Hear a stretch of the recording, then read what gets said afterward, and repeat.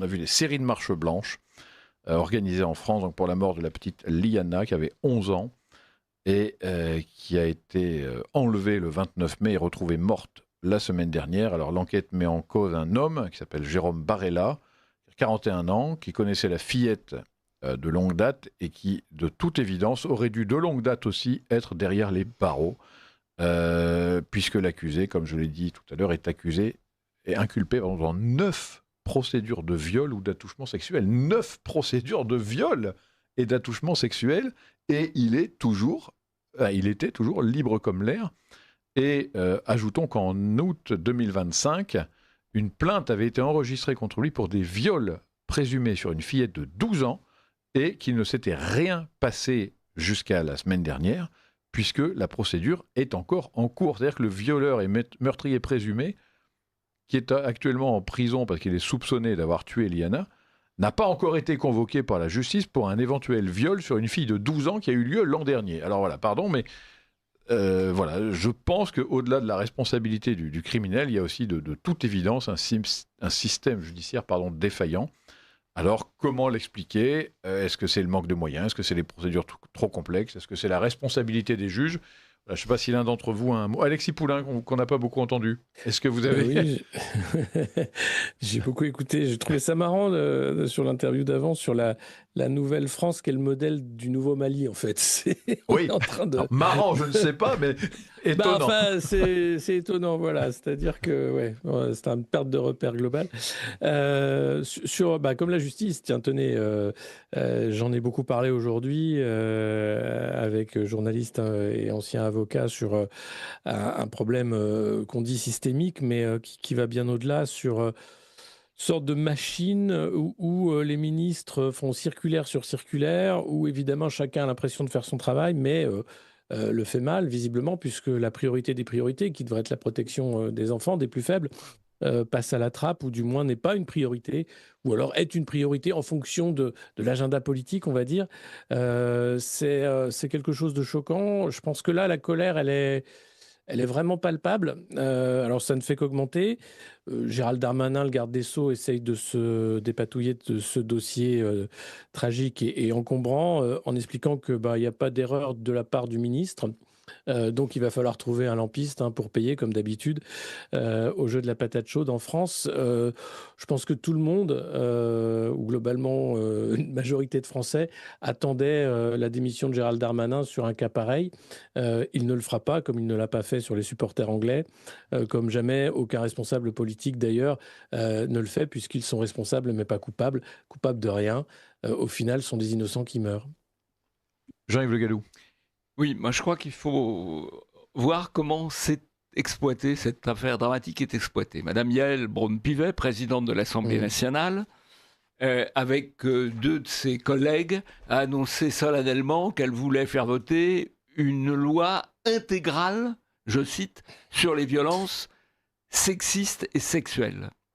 Alors, ça amène deux remarques. D'abord, les lois actuelles permettaient tout à fait d'empêcher ce type de commettre ce crime, de mettre hors d'état de nuire. Il n'y a pas besoin de loi nouvelle.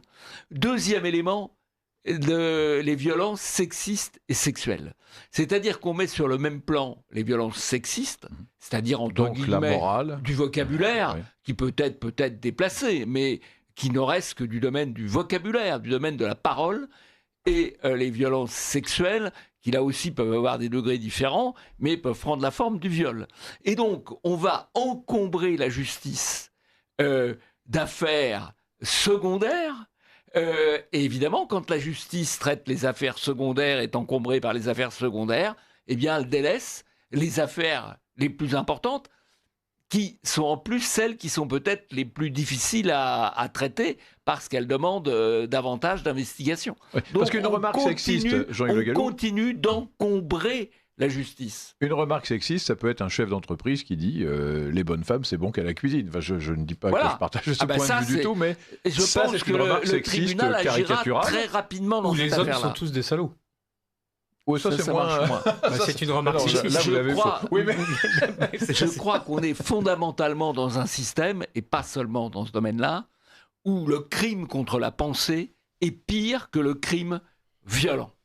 Voilà. Ça sera notre sujet suivant. Et c'est vraiment une préoccupation. Mais là, je trouve que les déclarations de Mme Braun-Pivet sur une loi intégrale sur les violences sexistes et sexuelles, mais c'est tout ce régime depuis 40 ans, un problème, une loi. Or, la loi ne règle pas le problème. Souvent, elle complique le règlement du problème. Oui, les lois existent déjà. existent. En fait, le code pénal, c'est monstrueux. Je ne sais pas combien il y a de lois. Mais, et surtout, ça a été fait par des gens, on oublie toujours de le dire, mais on n'a pas besoin, encore une fois, de nouvelles lois, parce que des viols, des meurtres, il y en a depuis la nuit des temps.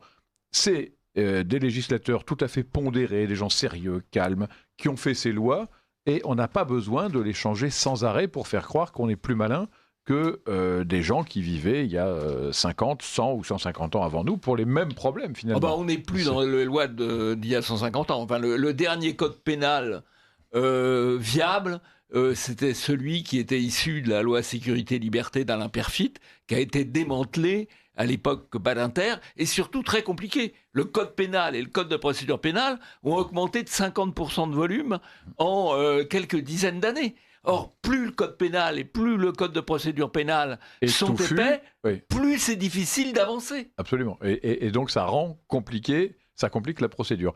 Et donc le temps. C'est-à-dire que tous les gens qui votent des lois nouvelles ne se posent jamais la question combien ça va prendre de temps, temps policier, de temps de juge, de temps de policier. Oui. On ne se pose pas la question. Là, la plainte pour viol en 2025, pas encore traitée. Je regardais un peu, il y a eu un article sur les sanctions dans le monde juridique. Il y a eu un juge. Alors déjà, il y a eu 391 décisions rendues sur des plaintes contre les magistrats en 2025. Sur 391, 303 ont été rejetées, jugées irrecevables. 87 plaintes ont été donc entendues. Et une seule a été suivi d'un renvoi d'un magistrat, et parce que ce juge donc avait laissé un dossier en plan pendant 7 ans. 7 ans. Donc, il l'avait peut-être oublié d'ailleurs. Et on a eu 53 sanctions contre des magistrats en 10 ans, alors qu'on a 9000 magistrats actifs en France. Ce qui veut dire que quand même le taux de sanctions contre les magistrats est absolument dérisoire, parce que dans n'importe quelle entreprise, et je parle de Radio Courtoisie comme d'une autre, en gros, tous les ans, on a 2 ou 3 problèmes avec des collaborateurs. C'est-à-dire qu'on est amené à licencier des gens pour des fautes, pour des problèmes d'entente ou je ne sais quoi, mais les licenciements, ça existe. Et les révocations dans la magistrature, ça n'existe pas. 53 en 10 ans sur 9000 magistrats, c'est absolument dérisoire. Donc il y a peut-être aussi une protection, une espèce d'entente entre ces gens qui se serrent les coudes et qui ne se condamnent que lorsque c'est absolument impossible de faire autrement. Cette magistrate, procureure de Auch, donc, qui a laissé ce suspect, ce criminel potentiel dans la nature, on peut quand même se demander ce qu'elle avait à foutre de ses journées, pardon. Mais si elle s'occupait des agriculteurs. Xavier Van Merde. Oui, non, mais c'est ça. C'est-à-dire que Gérald Darmanin a expliqué que malheureusement, il n'était plus possible de donner des instructions à la justice pour lui donner des priorités et autres. Mais à l'évidence, les juges connaissent par instinct les priorités qui sont et ce que le pouvoir attend d'eux, puisque ce qui a occupé énormément la justice dans le Gers où a eu lieu ce crime atroce, eh bien, c'est l'audition de dizaines et de dizaines d'agriculteurs de la coordination rurale, parce qu'ils avaient, dans le cadre d'une action syndicale contestant à la fois, c'était la période à la fois contre le Mercosur et la vaccination obligatoire de certains de troupeaux, donc menaient une action syndicale, et eux ont été entendus les uns après les autres, convoqués, entendus et autres. Et ça démontre une autre chose. Les moyens sont dirigés non seulement dévorés par des histoires qui encombrent la justice et qui sont dérisoires, mais ils sont aussi mobilisés quand même pour réprimer les Français, pour exercer une répression politique contre les agriculteurs décrits comme d'horribles souverainistes, complotistes et autres, et contestant les projets mondialistes du gouvernement. Mais on voit aussi la célérité avec laquelle l'ensemble des militants identitaires, à la moindre action, sont poursuivis, les forces de police mobilisées dès 6 heures du matin pour aller les cueillir, alors que c'était des actions pacifiques. Et donc, en réalité, le vieux pacte ancestral entre les Français et son État, qui consiste à renoncer à l'exercice de la violence, à ne pas se faire justice soi-même parce qu'on l'a délégué toutes ces missions-là à l'État, a été rompu. Il était rompu parce que les moyens de l'État sont détournés de leur objet premier. Non seulement cet État est défaillant, mais de surcroît, il utilise la plupart de ses moyens pour de la répression politique. En réalité, c'est extrêmement grave. On a vu dans les mêmes 15 jours l'incapacité à maintenir l'ordre suite aux émeutes consécutives au match du PSG, avec 500 interpellations, c'est bon, on va me dire c'est déjà pas mal, mais enfin 4 condamnations à de la prison ferme si je ne me trompe pas. 3. Donc, 3, oui. Voilà, 3. Donc défaillance absolument totale face à quelque chose qui relève de l'émeute, et ensuite ce foirage complet d'un violeur laissé dans la nature. Mais en revanche, le moindre identitaire qui déploie une banderole, on va le cueillir à 6h du matin. Le moindre agriculteur qui défend son métier et qui veut juste travailler, lui aussi on va le cueillir et le convoquer à la gendarmerie. En réalité, ça va très très mal. Ça va très très mal. Ça ne pourra pas tenir indéfiniment cette façon de faire. Alors, Richard de Sèze et ensuite Alexis Poulain. Oui, et puis il y a les catholiques de Civitas qui chantaient devant une église pendant la nuit blanche, se sont fait emmener en garde à vue, 6 d'entre eux, juste parce qu'ils chantaient et qu'on a considéré que c'était violent. Je voudrais revenir sur... donc c'est un peu plus un peu plus évidemment que ce que fait un casseur quand il est en train de ravager quelqu'un ou d'envoyer un mortier sur le pied d'un des malheureux qui a été blessé à Paris et estropié. Je voulais revenir sur ce que vous disiez, Xavier Van Lierde, sur Darmanin qui dit qu'on ne peut plus rien dire. L'USM, donc le premier syndicat de magistrats en France, a fait le calcul. Depuis 2025, Darmanin a pris 114 circulaires définissant les priorités. 114. Depuis quand ? Depuis 2025. Ça fait combien par mois ? Alors, en admettant que ce soit depuis 1 an et demi, ça fait à peu près 8 circulaires. Ça fait 7 ou 8 circulaires chaque mois, expliquant le lundi que c'est les LGBTQ, le mardi que ce sont les nationalistes, le jeudi de la semaine suivante qu'il s'agit des atteintes à la nature avec les décharges sauvages. Comment voulez-vous qu'un magistrat hiérarchise les priorités de Gérald Darmanin qui, pendant que Yael Braun-Pivet ou Aurore Berger pissent une loi chaque fois qu'il y a un fait divers qui va dans leur sens, lui il pisse une circulaire à chaque fois pour bien montrer qu'il a bien compris comment ça marchait. Le même syndicat a fait un autre calcul, dont les chiffres ne sont pas de moi évidemment, puisqu'il a expliqué que personne ne partira en vacances tant que les 70 000 plaintes concernant des problèmes de violence physique ou sexuelle touchant les enfants ne seraient pas réexaminées en 5 semaines. Voilà. Donc il y a 400 magistrats qui vont devoir travailler 160 heures par semaine pour examiner 170 000 plaintes. Voilà, ça c'est le type de priorité et c'est le type de déclaration dont Gérald Darmanin est coutumier. Autrement dit, du vent, d'une part, et ensuite de l'insulte. Parce que dire aux Français « j'interdis aux magistrats de partir en vacances » parce qu'ils vont examiner 70 000 plaintes, la seule chose que ça signifiait, c'est d'une part que ces magistrats ne vont plus du tout pouvoir traiter les autres affaires, donc si ça se trouve, y compris les affaires de viol qui sont en train d'arriver, et qu'ils vont être embouteillés sur des plaintes dont évidemment les 3 cas vont être classés sans suite, par principe. C'est déjà le cas. Quand j'ai pas le temps, je classe. Oui. Alors le nombre de plaintes classées sans suite est époustouflant. Alexis Poulain. Oui, mais c'est ça, c'est qu'on a un système totalement ubuesque où on a multiplication de procédures, mais finalement, on classe sans suite, là où les choses importantes passent derrière parce qu'il y a une justice politique. Enfin, c'est fou, là, Civitas en garde à vue parce qu'ils ont prié devant une église où Barbara Bush faisait un set. Voilà ce genre de truc qu'on veut plus voir. C'est totalement dingue, en fait, de se dire que les moyens de l'État, nos impôts, servent à ça. Et à côté de ça, les choses essentielles sont laissées de côté. Et quand on voit les déclarations totalement démagogiques de Gérald Darmanin, qui veut faire croire qu'on va rattraper le temps perdu en faisant semblant de revenir sur 70 000 plaintes en quelques semaines, c'est insultant déjà pour les magistrats et pour les Français. C'est ridicule.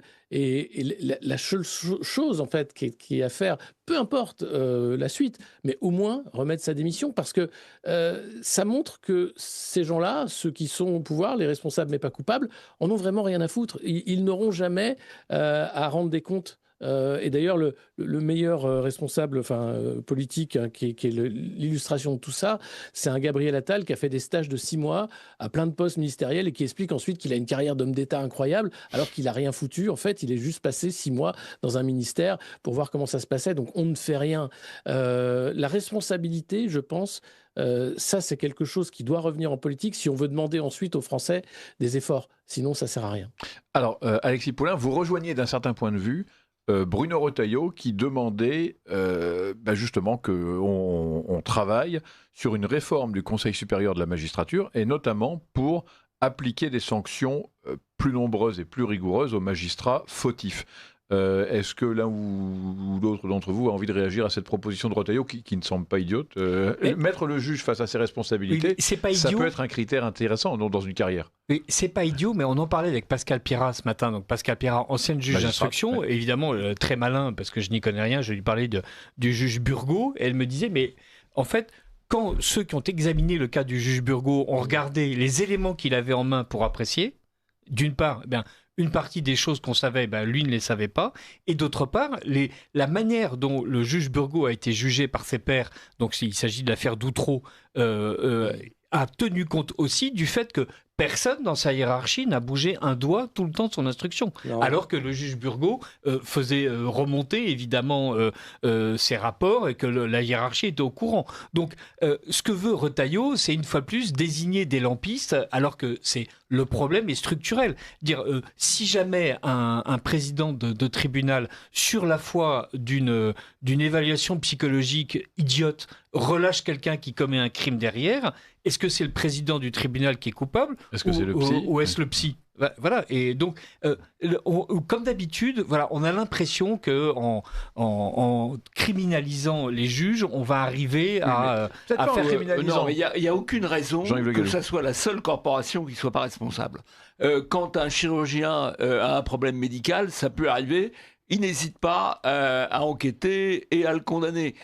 Quand un guide de montagne a un accident, il n'hésite pas non plus à être éventuellement à le condamner. Donc on ne peut pas dire les juges, ils exigent la transparence, ils exigent la responsabilité de toutes les autres corporations et eux, c'est Dieu sur terre, ils sont intouchables. Ça, je ne crois pas. Il faut que les juges, et puis quand on parle des plaintes que les particuliers peuvent faire, si vous voulez récuser un juge aujourd'hui, parce que vous avez des soupçons de militantisme politique, etc., vous n'avez aucune possibilité, parce que vous n'avez aucune possibilité d'accéder au dossier. Voilà. La transparence, il n'y en a pas non plus. Un homme politique, il doit déclarer des éléments de revenus, ils sont publics. Un juge, un haut magistrat, ça n'est pas public. Donc, il y a vraiment une corporation qui est au-dessus des autres, au-dessus de la loi, parce que non seulement il n'applique pas forcément les lois, mais il est surinterprète dans certains cas. Je crois qu'il y a un vrai problème avec les juges, et de ce point de vue-là, que Retailleau ait posé la question d'un conseil de discipline qui ne soit pas composé uniquement de juges, c'est, je crois, quand même une vraie question. Vous avez envie de lire d'Alexis Poulain un mot sur cette proposition de Retailleau, Bruno Retailleau ? Oui, moi je suis plutôt favorable également.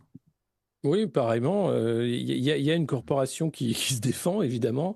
Maintenant, la question des moyens, elle est réelle, hein, de toute façon. Et puis, la question ensuite de la formation, parce que il reste l'idéologie. On n'a pas parlé, mais j'en parlais ce matin, de la féminisation quand même de ce métier de magistrat. Attention aux injures sexistes, on va être condamné. Non, mais c'est très bien, c'est très bien, et c'est très bien, et c'est très bien. Mais on pouvait s'attendre peut-être à plus de prise de conscience de l'importance de la protection des enfants de la part d'un corps de métier qui s'est féminisé, contrairement à d'autres. Mais là, rien. Et par contre, l'idéologie qui est entrée, politique, qui a abouti à ces juges qui ont fait tomber Fillon pendant la campagne de 2016 pour assurer une petite place à Macron, sinon il n'avait aucune chance. Voilà, c'est ça en fait. Le problème aujourd'hui, c'est cette idéologie dominante au sein de la magistrature où ils ont l'impression, parce qu'ils donnent la justice, d'être le bien incarné. Et on voit au-delà des procédures qui ne jugent pas les criminels, une justice clémente, très clémente, qui est finalement qui condamne une deuxième fois les victimes parfois. Et puis une justice politique aussi où on voit se multiplier les procédures, alors parfois à dessein, et c'est juste, mais parfois aussi parce que tiens, on est en année électorale et ça tombe bien. Voilà, c'est juste ça. Et ça devient un peu ridicule, je trouve. Jean-Yves Le Gallou. Oui, moi je crois qu'il faudrait, ça c'est une commission parlementaire qui pourrait peut-être le faire, identifier le coût en homme juge ou en homme policier, à la fois des procès à grand spectacle. C'est très bien de faire un procès de 6 mois à Sarkozy, oui. C'est très bien de faire un procès de 6 mois à Marine Le Pen. Je dis 6 mois parce que c'est 2 fois 3 mois plus tout le temps. Le procès Pellico, qui était une affaire sordide, on a fait pendant 3 mois de la justice au spectacle. Voilà. Bon, donc il faudrait chiffrer le coût de tout ça, parce qu'il y a un coût qui est considérable. Le coût aussi de toutes les poursuites politiques. Les milliers de personnes qui sont poursuivies pour des tweets, pour de simples tweets. Je crois qu'il y a vraiment là une sorte de hiérarchisation. Ouais. Il y a un coût. Alors, ça ne mobilise pas tous les moyens, évidemment. Mais les poursuites, on a parlé des agriculteurs, on pourrait parler des poursuites contre les opposants. Il y a vraiment une distraction des moyens de la justice et de la police qui ne sont plus au service du bien commun, du bien général, mais au service de finalités idéologiques ou partisanes. Donc, plus de sanctions contre les délinquants sexuels, moins contre les délinquants textuels. Voilà. Je résume votre... Oui, voilà, oui. Alors, il y a aussi un autre point. Je voulais quand même vous évoquer les sanctions, donc le détail de ces sanctions. Donc, 53 sanctions en 10 ans. C'est quand même pas beaucoup. Il faut quand même se mesurer. 53 sanctions en 10 ans, c'est vraiment rien. Dont 9 blâmes, 8 déplacements, 7 abaissements d'échelon. Donc ça, c'est quand même un peu mieux. 6 mises à la retraite d'office. Mais alors ça veut quand même dire, en gros, tu pars en silence et tu n'auras pas d'ennui. Des admissions à cesser ses fonctions. Alors, j'avoue, je fais mal la différence avec la retraite d'office. 2 exclusions temporaires, mais donc temporaires. 2 interdictions d'exercer certaines fonctions. Et seulement, en tout cas, voilà, pour en arriver au plus grave, seulement 2 révocations. Alors, j'imagine que si les juges ont décidé de ces peines, c'est sans doute parce que c'était juste et équilibré, etc. Mais néanmoins, quand on voit le nombre d'affaires de dingue, où on voit des assassins sous OQTF qui ont pu tuer parce qu'ils n'avaient pas été expulsés, le nombre de délinquants sexuels, enfin de criminels sexuels, parce qu'il ne faut pas dire délinquants d'ailleurs, ce sont des criminels sexuels, des criminels en tout genre, qui sont libérés des années et des années avant la peine échue, on peut quand même se dire qu'il y a peut-être un nombre de juges qui méritaient plus que ces petites affaires. Parce qu'un blâme, c'est mignon. Mais quand on a un blâme parce qu'on a laissé sortir un monstre qui a assassiné ensuite 1, 2, 3, 5, 10 personnes, c'est quand même assez... Et les juges sont généralement assez sévères pour les policiers. Ah, oui. Enfin, c'est pas là des sanctions administratives, ça peut être des sanctions judiciaires qui sont davantage au contact du terrain d'ailleurs, donc quand même plus facilement exposés à de vraies difficultés. Alors, le juge, il est quand même derrière son bureau. Oui, et j'ai appris, alors toujours, j'avoue que je découvre, mais en lisant quelques articles sur le sujet, que contrairement à ce que j'imaginais, en tout cas dans certains tribunaux, peut-être que dans certains tribunaux il y a un rythme stakhanoviste, mais moi j'imaginais des juges qui enchaînaient les dossiers à peu près sans cesse. Mais apparemment pas du tout. Il y a des juges qui ne font pas beaucoup de dossiers chaque année, et comme ils sont sûrs d'avancer à l'ancienneté, j'ai découvert qu'on avançait à l'ancienneté dans la magistrature et pas du tout à la performance. C'est un élément d'indépendance, ça. Ah oui, mais quand même. Est-ce qu'il ne s'agirait pas maintenant de fixer peut-être un nombre de dossiers planchers à traiter chaque année ou chaque mois, parce que c'est quand même un peu bizarre de... littéralement, on se met dans son fauteuil, on donne 1 ou 2, 3 jugements de temps en temps et on laisse dormir des dossiers pendant 7 ans ou 1 an ou 2 ans. Nous, on est en procès depuis 10 ans quasiment avec un de mes prédécesseurs. Bon, c'est long. Et c'est pourtant pas compliqué. Il faut le condamner. Si c'est compliqué, c'est compliqué. Non, mais il nous doit 10 000 euros. Parce que... Oui.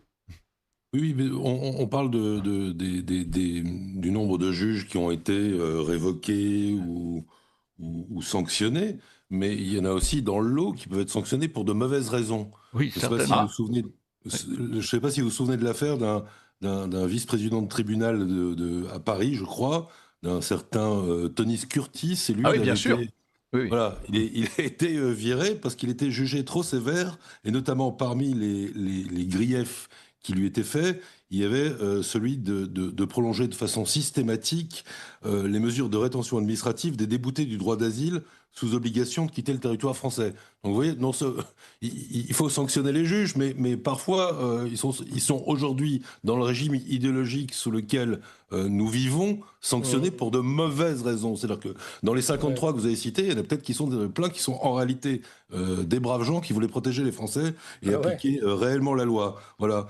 Le surnom de ce juge dans cette profession complètement vérolée, c'était le juge marteau. C'est rigolo, hein, ou monsieur 100%, parce que systématiquement, il souhaitait effectivement que les OQTF soient appliquées si elles n'étaient pas maintenues en détention, ce qui semble quand même la moindre des choses, puisque ces gens ont quand même violé la loi. Voilà, ils n'ont rien à faire là. Absolument, oui, c'est vrai. D'ailleurs, je précise qu'on doit l'inviter, ce magistrat, effectivement, qui est tout à fait intéressant.